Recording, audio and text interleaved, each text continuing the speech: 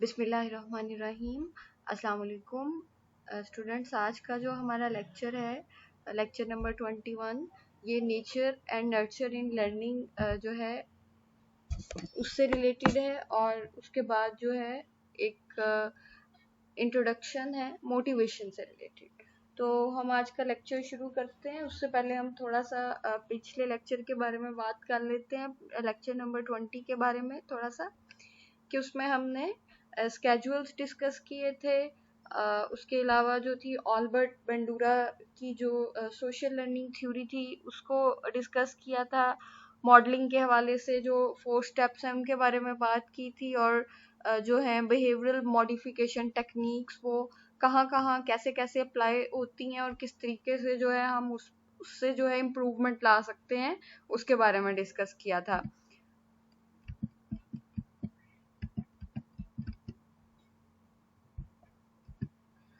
आज हम बात करेंगे कंडीशन टेस्ट एवर्जन की।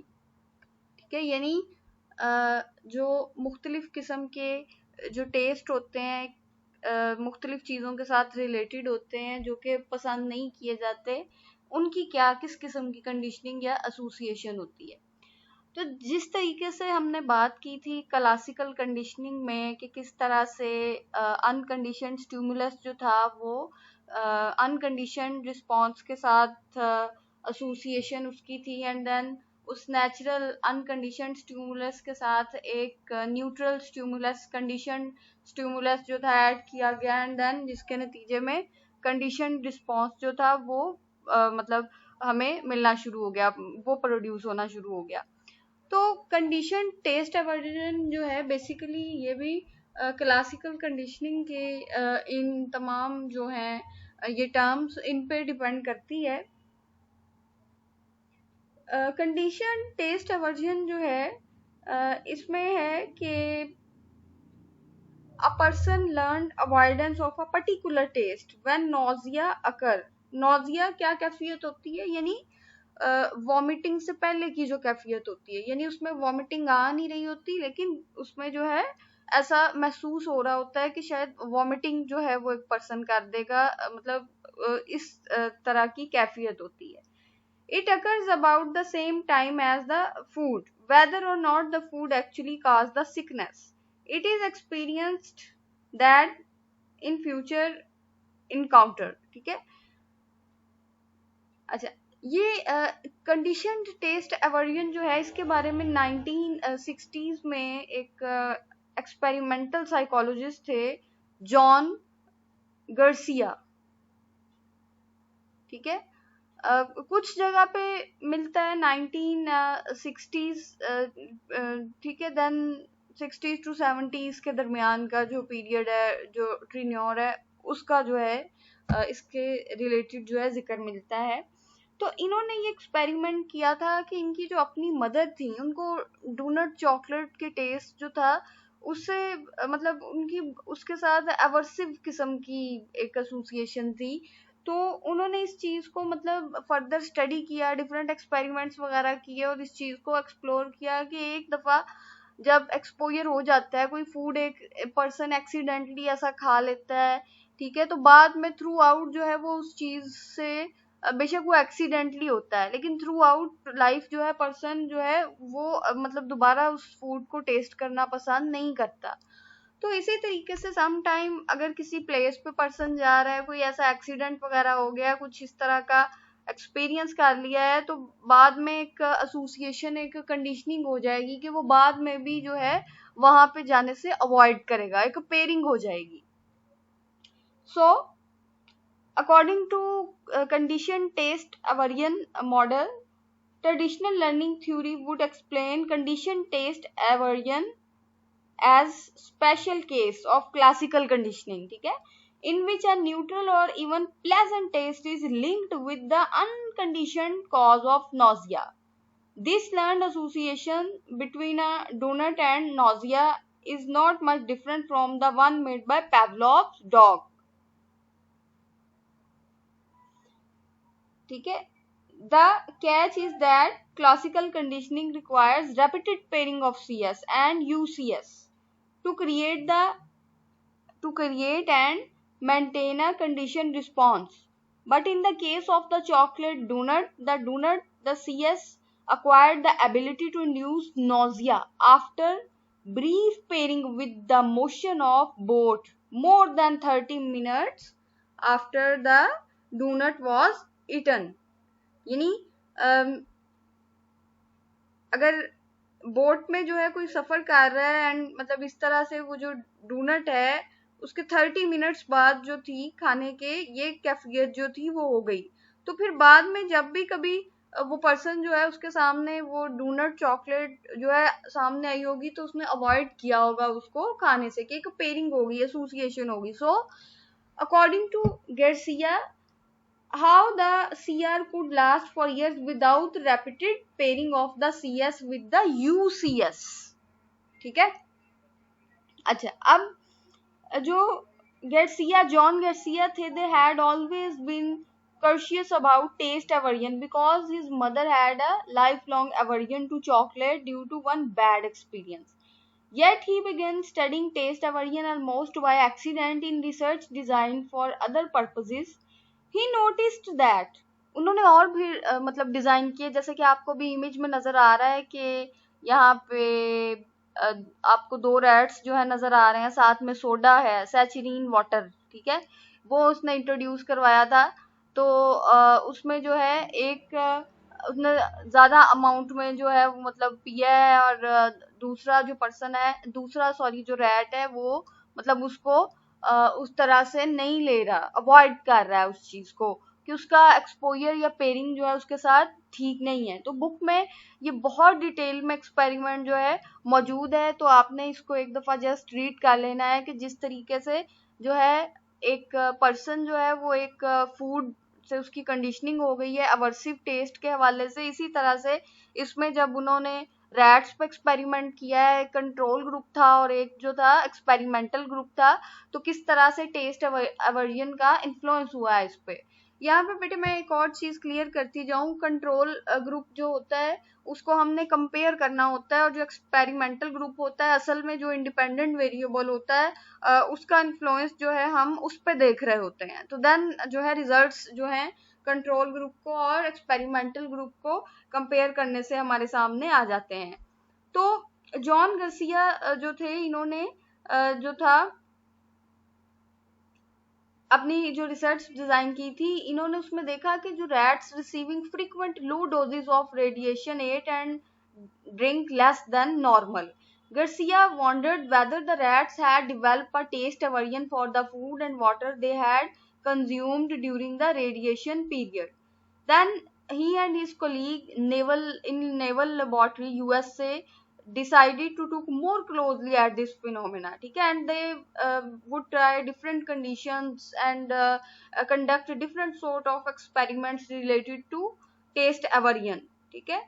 एंड लाइक सैचरीन वाटर होता है कि जिस तरह से आप एक कोई किसी चीज में जो स्वीट का जो टेस्ट है वो बढ़ाना चाह रहे हैं, तो उसमें आर्टिफिशियल मतलब तौर पे जो है खुद से कुछ ऐड इस तरह का कर दें, कैंडीज हैं या कोई भी किसी किस्म का भी मीठा है, तो उससे जो है आपको एक मैक्सिमम लेवल जो है स्वीटनेस का मतलब वो जो है मिलता है।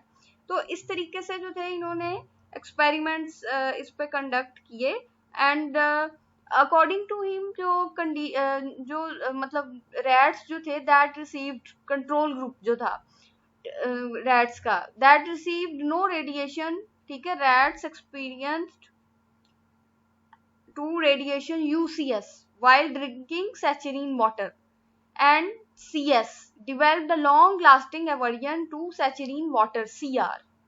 Water intake did not vary much among the control and experimental group, but the amount of saccharine water consumed by the irradiation rats was significantly less than the amount consumed by the control group, ठीक है। ये इनकी जो थी वो findings थी according to all these experiments. अच्छा, अब जो यहाँ हमने मतलब हमारे पास स्लाइड में भी मौजूद है, एक तरफ आप देख रहे हैं फूड पड़ा हुआ है, ठीक है, तो are there any food that you cannot eat or could not eat at the time due to food poisoning or some other sickness that you had at the time?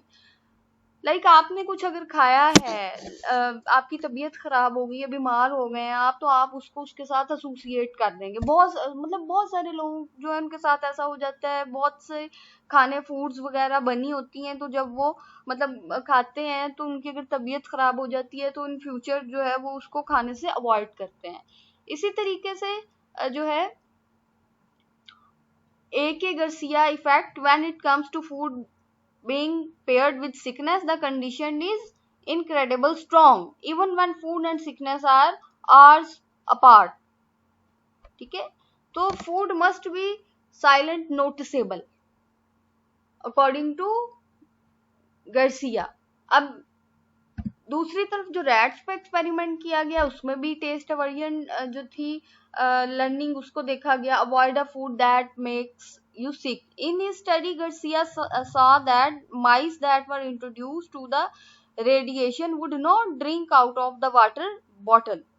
ठीक है, तो इस तरह से उन्होंने रेडिएशन के थ्रू, सैचुरीन वाटर के through, मतलब डिफरेंट एक्सपेरिमेंट्स कंडक्ट किए और उन तमाम का रिजल्ट जो था वो यही था कि अगर एक दफा एक्सपोजर हो जाता है तो लॉन्ग टाइम तक जो है उसका आप कह लें कि एक वो कंडीशनिंग जो है वो रहती है। थ्रू आउट लाइफ भी हो सकती है। पर्सन या एनिमल जो भी हैं वो उन चीजों को एक्सपीरियंस करने से, फेस करने से अवॉइड करते हैं।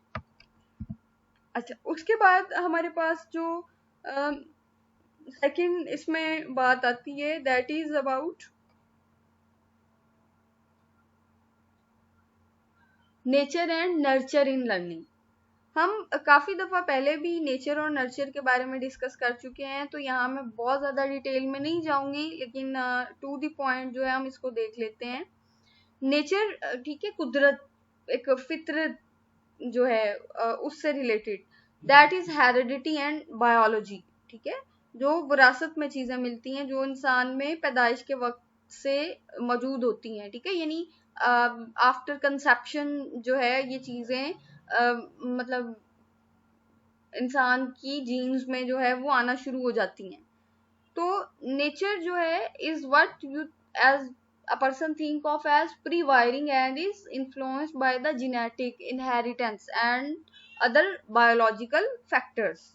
ठीक है, जबकि दूसरी तरफ जो है नर्चर इज इन्वायरमेंट। ठीक है, जो मजीद पॉलिश कर देता है चीजों को। अगर एक इंसान में जो है उसमें खूबी मौजूद थी तो इन्वायरमेंट या जो नर्चर है उसको मजीद पॉलिश करता है और प्रोग्रेस का और जो आप कह सकते हैं मजीद इम्प्रूवमेंट के चांसेस ज्यादा हो जाते हैं चीजों को बेहतर तरीके से परफॉर्म करने के। So nurture is generally taken as the influence of external factors after conception। यानी जो है जब मतलब कंसेप्शन के बाद जो दौर होता है, जब बच्चा दुनिया में आ जाता है उसके बाद जो मतलब टाइम पीरियड है उसमें जैसे ही उसका इंटरेक्शन होता है डिफरेंट फैक्टर्स के साथ, that is nurture. The product of exposure, life experiences, जो इंसान अपने तजर्बात के जरिए एक्सपोजर विद अदर्स, ठीक है, so with the process of socialisation, ठीक है, सीखता है and learning on an individual. तो ये जो है नेचर और नर्चर जो है इसका लर्निंग कॉम्बिनेशन होती है। अब एक इंसान के अंदर एक काम करने की सलाहियत ही अगर नहीं है, मतलब उसको उसके अंदर वो चीज नहीं है, क्योंकि इंडिविजुअल टू इंडिविजुअल डिफरेंसेस होते हैं ना। अगर एक पर्सन जो है वो गेम्स में या क्रिएटिव वर्क में अच्छा है तो दूसरा जो है वो स्टडी, रीडिंग, राइटिंग इन चीजों में अच्छा होगा। तो जब एक इंसान के अंदर वो मतलब मौजूद है एक चीज, तो हम उसको मजीद उसकी लर्निंग को अच्छा कर सकते हैं, इम्प्रूव कर सकते हैं, उसको वैसा इन्वायरमेंट प्रोवाइड कर किया जा सकता है जिससे चीजें मजीद बेहतर हो जाए। तो इस पर बात की गई। नेचर और नर्चर इन लर्निंग के हवाले से जो है मॉडर्न जो बिहेवियरिस्ट हैं वो इसमें 4 आप कह सकते हैं कि डायनामिक्स जो हैं वो ऐड करते हैं। ठीक है, जिसमें जो है इम्प्रिंटिंग आ जाता है सबसे पहले। ठीक है, इम्प्रिंटिंग। सेकंड पे imitation. Third synaptic change related to neuron. जो हमने अपने नर्वस सिस्टम के चैप्टर में जब हमने न्यूरॉन डिस्कस किया था तो उसमें हमने पढ़ा था ना, एक न्यूरॉन और दूसरे न्यूरॉन के दरमियान जो वो एक गैप होता है। ठीक है, दैट इज जिसको हमने साइनैप्स कहा था, साइनेप्टिक लिफ्ट। ठीक है, that is okay. And fourth and last one, brain growth with enrichment. ठीक है, अब हम वन बाय वन इसको डिस्कस थोड़ा कर लेते हैं, मजीद इसके बारे में बात कर लेते हैं।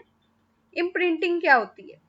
इम्प्रिंटिंग जो होती है अकॉर्डिंग टू लॉरेंस, ठीक है, लॉरेंस जो थे इन्होंने ऑस्ट्रिया से ये बिलोंग करते थे, ठीक है, इन्होंने नोबेल प्राइज जो था वो भी विन किया था मेडिसिन में, ठीक है, विनर थे ये नोबेल प्राइज के। He was awarded with the Nobel prize in 1973, ठीक है। तो ये कहते थे कि इम्प्रिंटिंग जो है ये the rapid and innate learning of the characteristics of a care giver very soon after birth. अच्छा, अब इम्प्रिंटिंग में वो चीजें शामिल होती हैं जो इंसान में पहले से ही अल्लाह ताला ने उनकी सलाहियत रखी है, ठीक है, मौजूद होती हैं। जैसे एक न्यू बॉर्न पैदा हुआ है तो मदर को पता है कैसे उसको फीड करना है, मतलब कैसे उसका ख्याल रखना है। वो चीज उन्होंने पहले तो कभी नहीं की, लेकिन उनको वो आता है, वो करते हैं, वो चीज करनी आती है। तो ये एक मतलब रैपिडली जो है इननेट एक लर्निंग है इन कैरेक्टरिस्टिक्स की जो कि मौजूद होती है, ठीक है। इंसान की फितरत में ये चीज शामिल है। बहुत सारी ऐसे काम है जैसे पैदाइश के फौरन बाद बच्चे का रोना या स्माइल देना, ये तमाम चीजें जो हैं। So the rapid and innate learning of the characteristics of a caregiver within a very short period of time after birth. Mammals and birds which are born helpless need to form a strong bond to a caregiver almost immediately after birth to avoid getting lost or being killed by a predator. So इसमें एक और term use की गई है, ethology. It is the study of the animals behaviour, ठीक है। इसमें different जो मतलब हैं, आप कह लें कि एनिमल्स हैं, उनका मुतालिया किया गया, स्टडी की गई। यानी जैसे जो डक्स जो हैं उनकी जो उनको जो था आफ्टर जैसे ही एक मतलब बर्थ के बाद उनके जो बच्चे हैं उनको हैन जो है, मुर्गी जो है, उसके साथ मतलब एज अ मदर कंसीडर करके जो है वहां पे उनके साथ रखा गया। और जो चिक्स हैं, चिकन्स हैं, उनको जो है डक के साथ रखा गया। तो जो उन्होंने मतलब देखा वो उसी चीज को जो था वो हकीकत समझने लग गए, ठीक है। सो he observed that soon after they hatched, ducklings and goslings, baby geese, would learn to follow whomever they saw most, be it a mother duck or goose or surprisingly a human. This parent figure tends to be the first moving object. ठीक है। अच्छा, अब इसमें ये बात है कि जो चीज इंसान सबसे पहले मतलब एनिमल है या इंसान जिसको देखेगा वो उसी को अडॉप्ट करके उसी तरीके से जो है मतलब रिएक्शन जो है वो स्टार्ट कर देगा। So animal sees within the few days of life. Usually this figure is the animal's mother but need not be, as Lorenz found out when he became an imprinted parent to a flock of goslings. Imprinting provides clear evidence of a sensitivity period in learning, a period when a particular type of learning occurs very readily if an animal is exposed to a particular stimulus or situation. So the brain seems to be primed at a particular time for a particular kind of learning. Once the animal has moved beyond that sensitivity period, it becomes much harder, if not impossible, to learn certain skills or make use of certain kinds of information. So once a parent has been imprinted on young ducks or geese, the learning is permanent and cannot be unlearned. So imprinting, in other words, can be learned soon after birth or not at all. After a certain age, imprinting cannot be learned, unlearned, or relearned. It cannot be modified at all. Although imprinting does not occur in humans, young babies develop an important bond with their primary caregivers that serves much the same function. Imprinting and sensitivity periods in learning remind us that the mind is not a blank slate, ठीक है। able to learn anything at any time. Given the right reinforcement and stimuli, the brain is structured in such a way that certain kind of experiences are more or less easily learned. अच्छा, अब इसमें इन्होंने बात कर दी है कि हमारा जो माइंड है वो एक ब्लैंक स्लेट नहीं है. तो एक कॉन्सेप्ट है जॉन लॉक का, ठीक है, माइंड के हवाले से उन्होंने टेब्यूला रजा का कॉन्सेप्ट इस्तेमाल किया था, एक ब्लैंक शीट के. माइंड जो है at the time of birth एक ब्लैंक स्लेट और शीट की तरह होता है, लेकिन with the passage of time जो है environmental factors and experiences makes prints on it. ठीक है, तो इस चीज की यहाँ पे बात हो रही है कि इस तरीके से जो है ये इम्प्रिंटिंग मतलब जो है वो लर्न की जा सकती है. ये चीज जो है इससे जो है इंसान एनिमल्स जो हैं वो फेमिलियर होते हैं. सेकेंड इज इमिटेशन, कॉपी करना. ठीक है, यानी जो देखा गया है जिस तरीके से उसी तरीके से उसको एज इट इज जो है वो मतलब किया जाए, perform. Imitation is fundamental to the way in which human and non human primates learn. So classical conditioning जो है, ओपरेंट कंडीशनिंग, सोशल लर्निंग जो है हमने पढ़ी, ये do not take into account the powerful law of imitation in the learning process.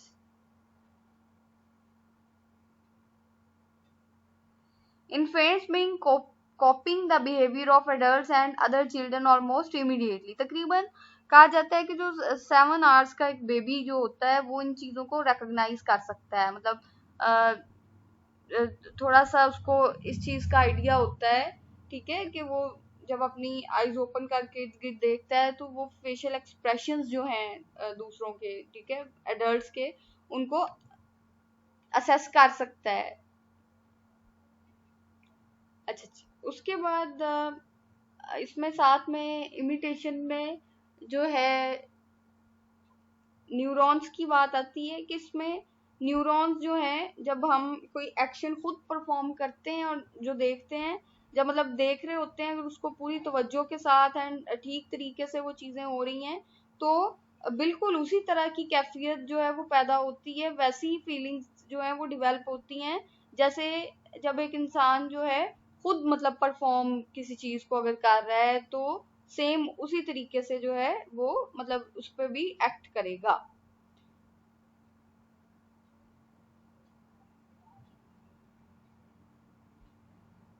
ठीक है, तो मिरर न्यूरॉन्स की टेक्निक जो है वो यहाँ पे एप्लीकेबल है. ठीक है, मिरर न्यूरॉन्स जो है support the function of rehearsal during learning by watching others action and then exercise, so the motor regions of the brain involved making those actions. Thus in result it allows people to perform the same behavior, ठीक है, more repeatedly. So mirror neurons in the brain respond in much the same way while a person watching an action as they do when performing an action. तो इस तरीके से जो है mirror neurons जो है वो हेल्प आउट करते हैं. अच्छा, इसमें हम अगर एक एग्जाम्पल मतलब कोट कर लें, आपकी बुक में भी है कि एक रिसर्च क्वेश्चन है, ठीक है, रोस्टॉल एंड कोलीग्स जो थे वर studying neurons involved in hand movement in monkeys. When they made an accidental discovery, they say they found some motor neurons fired when the monkey observed an experiment, ठीक है, grabbing an object, as when the monkey made a similar action itself. So it made the researchers wonder, does the brain contain neurons that rehearse motor actions during observational learning? ठीक है, so in a descriptive study of 2 monkeys, the researchers monitored activity of the individual neurons in the motor cortex. ठीक है, cortex क्या होती है, कशर, वो जो हमने ब्रेन में पढ़ा था कि ये इंटेलिजेंस के लिए रिस्पॉन्सिबल होती है, जितनी ज्यादा इसमें सल्कसिस होंगे, ग्रूव्स होंगे, उतना ही ज्यादा इसको इंटेलिजेंस के साथ रिलेट किया जाएगा. सो दे implanted a wired electrode in motor cortex and measured the firing rate of a single neuron. While the monkey either grasped a piece of food itself, saw the experimenter pick it up. तो इसका जो result वो क्या है, इसके results जो हैं वो ये शो कर रहे हैं कि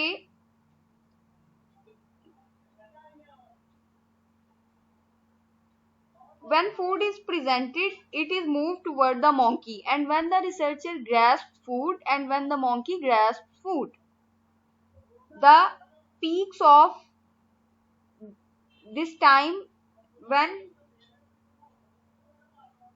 the firing rate area is faster, they are shorter when the firing rate is slower. So there is minimal firing when the monkey simply looks at the food. And यानी जब वो मतलब सिर्फ देख रहा था तो वो जो एक न्यूरॉन्स की जो फायरिंग थी मतलब वो स्लो थी, उसमें इतना ज्यादा नहीं था, लेकिन जो था फायरिंग रेट जो था वो इंक्रीज हो गया during observation of grasping and during grasping itself. ठीक है, यानी जब हम जस्ट मतलब एक चीज, एक इंसान एक तस्वीर देख रहा है या कुछ देख रहा है, वो इतना इन्फ्लुएंस नहीं करेगी जितना उस काम को करते हुए किसी दूसरे पर्सन को मतलब ऑब्जर्व किया जा रहा है या खुद से परफॉर्म किया जा रहा है. सही है. So more importantly the pattern of firing is similar when action is observed and when action is made by the monkey itself.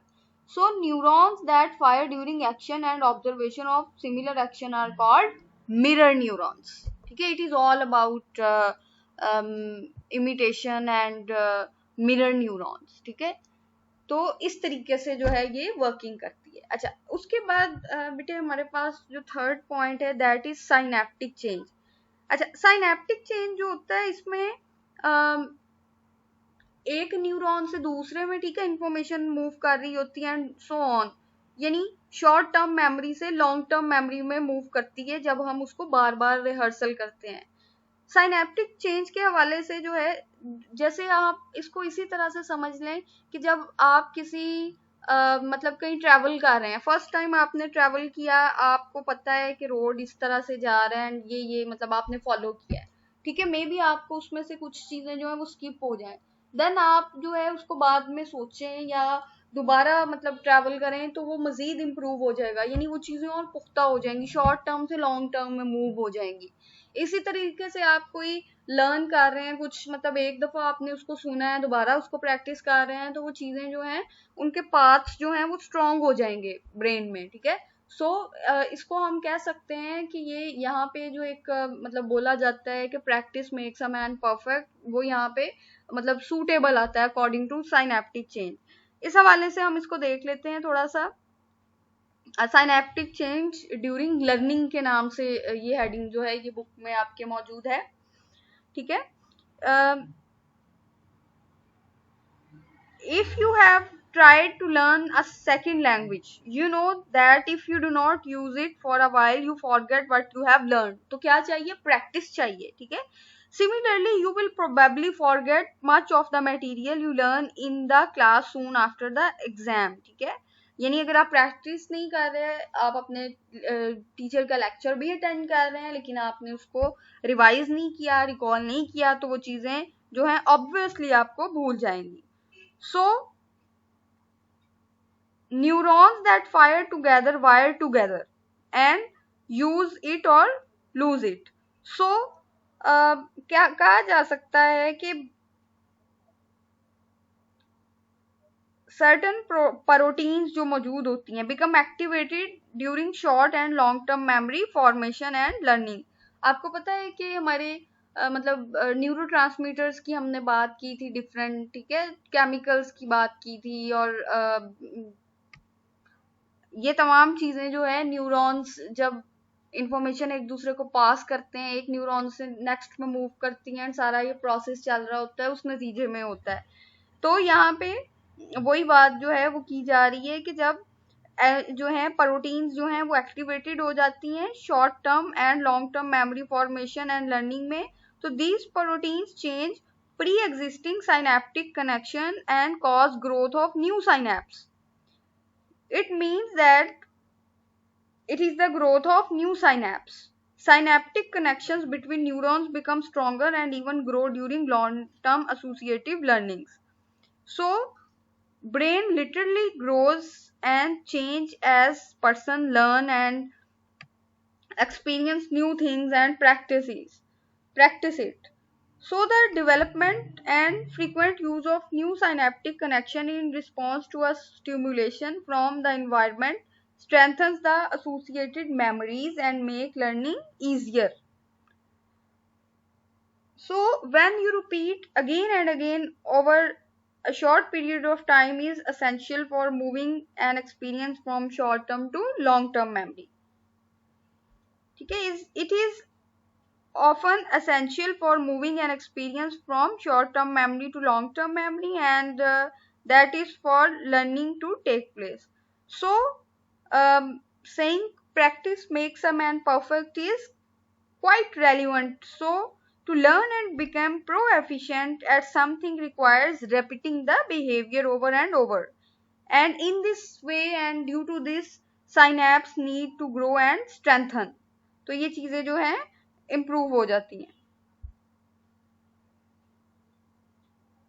अच्छा, अब एक एग्जांपल और हो सकती है कि अगर एक पर्सन पियानो जो है वो बजाता है, ठीक है, मतलब या गिटार फॉर एग्जांपल, तो वो जितना ज्यादा जो है वो उनको प्रैक्टिस करेगा, ठीक है, उतना ज्यादा जो है उसकी वो मतलब स्ट्रॉन्गली जो है उसका कनेक्शन बिल्ड होगा और वो जो उस पर स्केल्स होंगे उनको जो है वो अच्छे तरीके से जो है वो परफॉर्म कर सकता है. ठीक है, तो the sensation and movements associated with that increased experience of playing occupy a greater area of your motor cortex and in fact change the mapping of touch information in brain.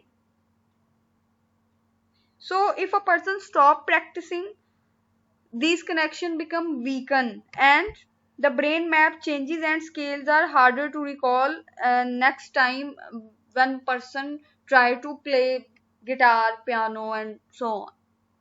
So जितनी ज्यादा practice होगी short term से long term memory में चीजें move करेंगी और synaptic change जो है वो डेवलप होंगे और जो है वो ग्रोथ जो है वो बढ़ेगी.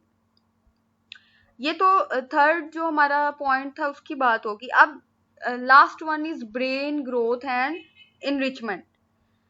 ब्रेन ग्रोथ एंड इनरिचमेंट के लिए सिर्फ इतना ही है कि जैसे जैसे इंसान का एक्सपोजर बढ़ता जाता है, ठीक है, मतलब पहले फैमिली के साथ इंटरेक्शन होता है, देन पीयर्स एंड जो है इंस्टीट्यूशंस उनके साथ, तो उस तरह से उसका एक जो एक देखने का अंदाज है दुनिया को वो ब्रॉड होता चला जाता है. वो एक आप कह लें कि तंग नजरी से जो है एक ब्रॉड मैनर में चीजों को जो है एक ब्रॉड वे में देखना शुरू कर देता है. ठीक है, उसकी कंजर्वेटिव जो है वो अप्रोच नहीं रहती. ठीक है, एक महदूद सी लिमिटेड सोच नहीं मतलब होती, वो चीजों को ज्यादा अच्छे तरीके से जो है वो अंडरस्टैंड कर सकता है और उसके अकॉर्डिंग जो है रिस्पॉन्स कर सकता है. ठीक है, बिल्डिंग